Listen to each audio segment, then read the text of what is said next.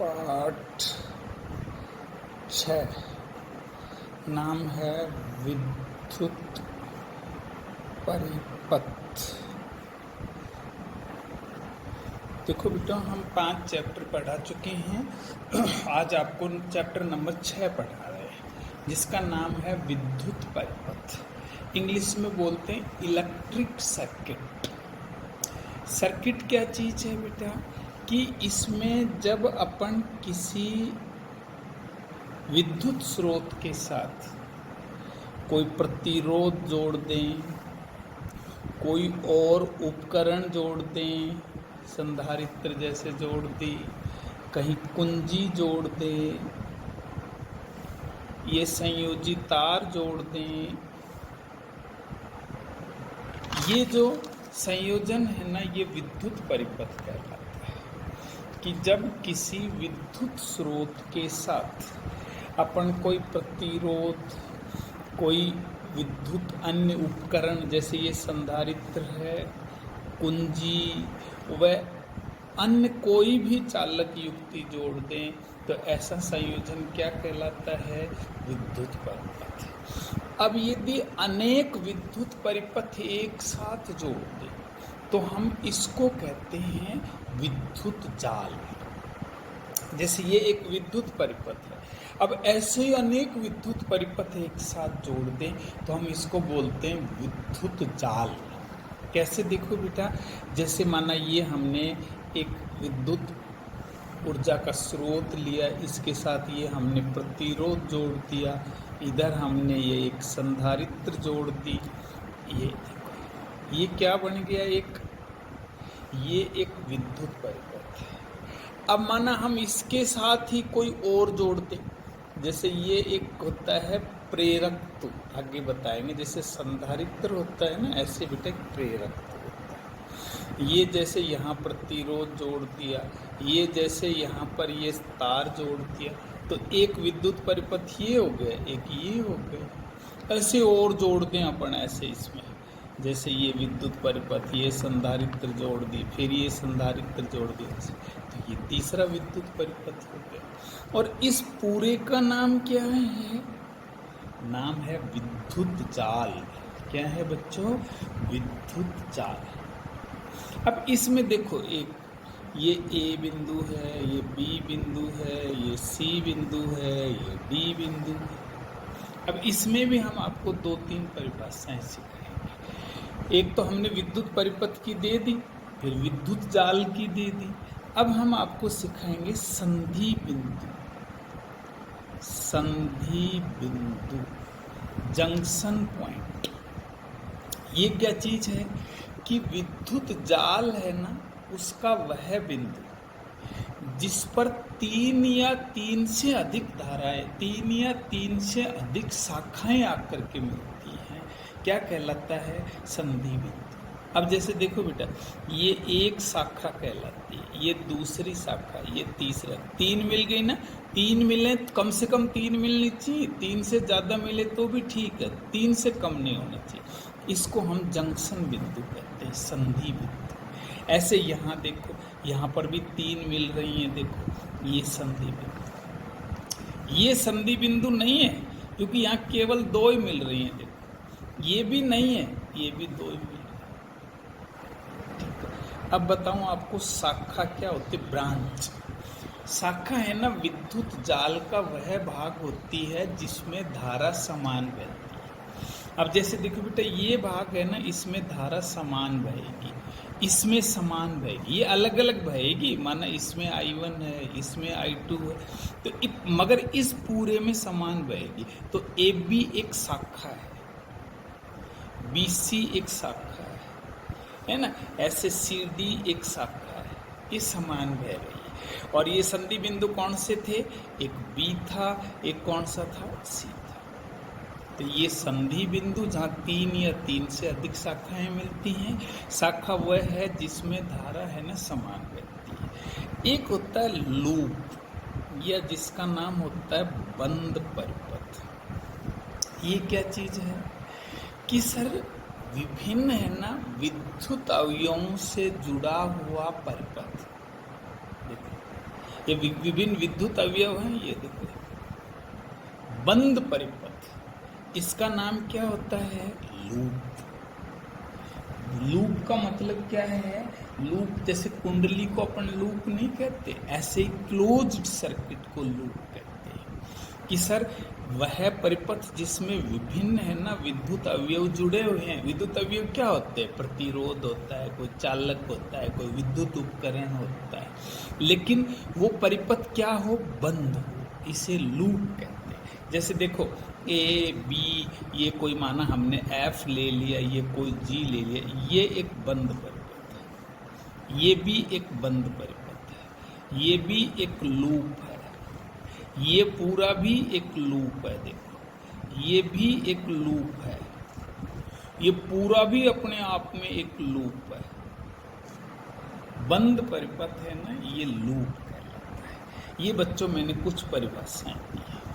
अब हमारे पास एक वैज्ञानिक आए किरचॉफ, उन्होंने ये जो जटिल परिपथ है ना उनके लिए नियम दिए। ये जटिल परिपथ है बेटा। सरल परिपथ में तो केवल प्रतिरोध ही जुड़ा होता है और ओम का नियम लगता है, V बराबर I। लेकिन जटिल परिपथ होता है ना, उसमें प्रतिरोध के अलावा अन्य युक्तियां भी होती हैं। तो उस स्थिति में हम I का मान कैसे ज्ञात करें, V का मान कैसे ज्ञात करें, उसके लिए किरचॉफ ने है ना नियम दिए। पहला नियम क्या है? देखो दो नियम दिए। प्रथम नियम, या हम इसका नाम है संधि बिंदु का नियम।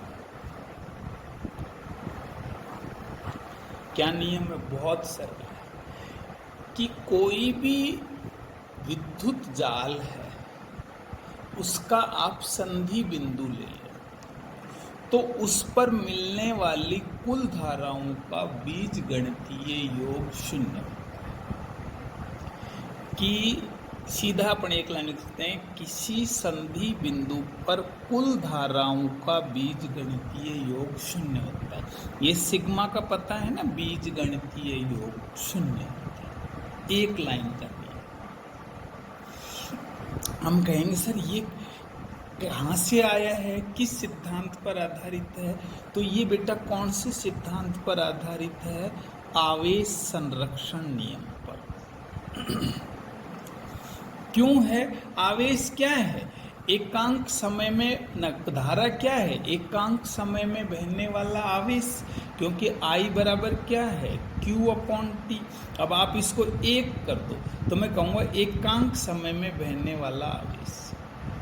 तो मैं इसके आधार पर यूँ समझा सकता हूँ कि कोई भी संधि बिंदु है ना, उस पर 1 सेकंड में जितना आवेश आएगा उतना ही आवेश 1 सेकंड में उससे निर्गत हो जाता है। देन संधि बिंदु कोई आवेश नहीं रखता है। जितना आवेश आया आगे दे दिया उसने, निर्गत कर दिया। तो मैं कहूँगा सर ये एकांक समय का आवेश ही तो धारा है।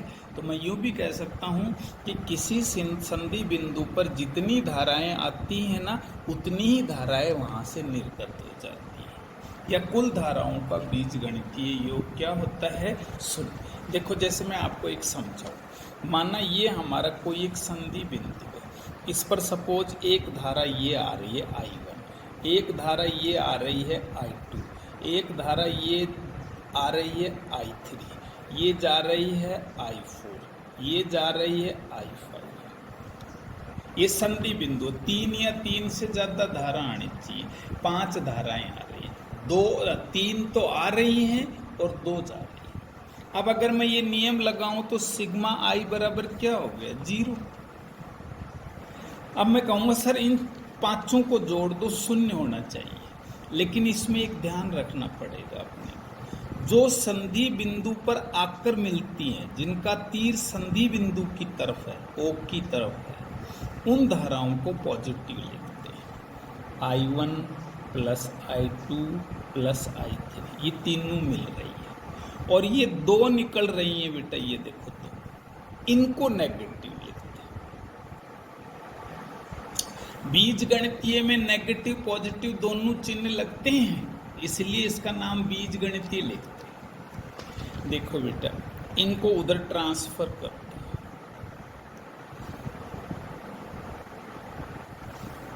ये संधि बिंदु पर आने वाली धारा है, ये संधि बिंदु से जाने वाली धारा।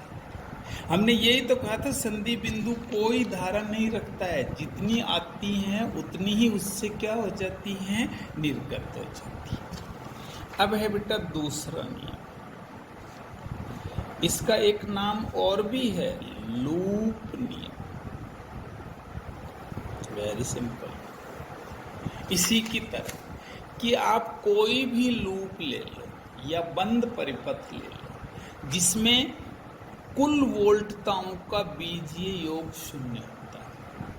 कुल वोल्टताओं का क्या होता है बच्चों, बीजीय योग है ना, शून्य होता है। आप कोई भी संधि बिंदु ले लो ना, कोई भी बंद परिपथ या लूप ले लो।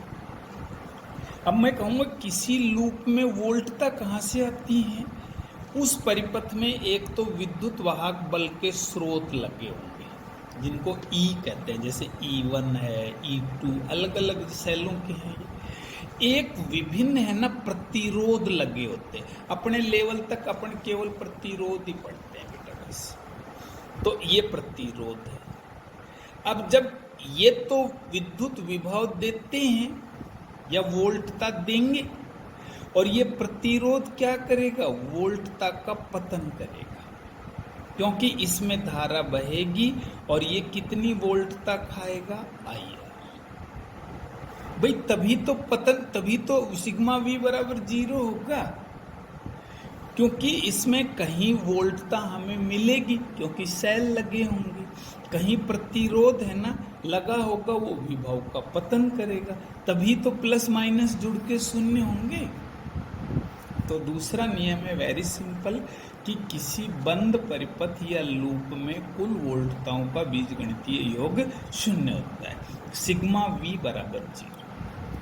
इस नियम को बतलाते समय है ना थोड़ा बेटा ध्यान रखना चाहिए कि अपन उस क्या करते हैं, अपन एक कोई भी बंद परिपथ लेते हैं। जैसे ये मैंने एक बंद परिपथ बनाया, आप सिंपल देखो, माना ये सेल का विद्युत वाहक बल है, ये प्रतिरोध है, ये प्रतिरोध है, ये भी सेल है, ये E2 है, ये कोई नाम है ABCDE।